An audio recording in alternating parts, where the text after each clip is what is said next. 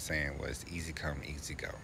And that expression, the ideology that came with that expression was the understanding that if anything comes too fast, you're probably going to lose it just as fast as you got it. So you want to take your time.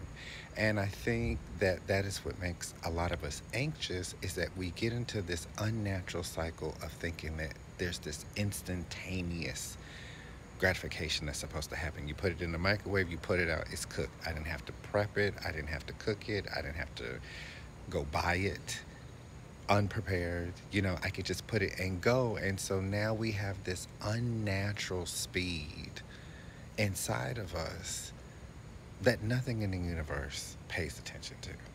Trees move the slowest and they live the longest.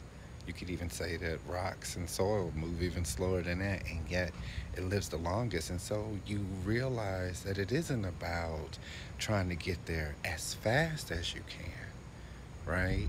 It is what I've built my confidence on, which is understanding that you just take one step at a time.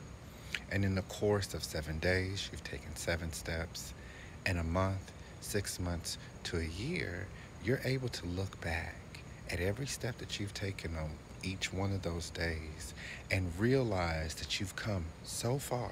And it wasn't because you were rushing to get there, it was because you knew that in taking your time and just putting one step in front of each other, that the gratification that came from that, nobody can take.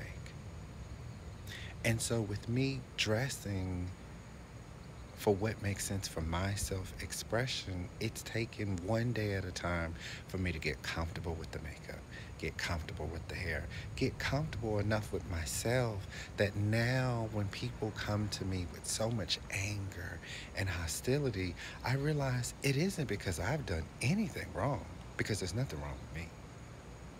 It's the idea that I've showed them the impossible. And they want so hard to believe that it's impossible.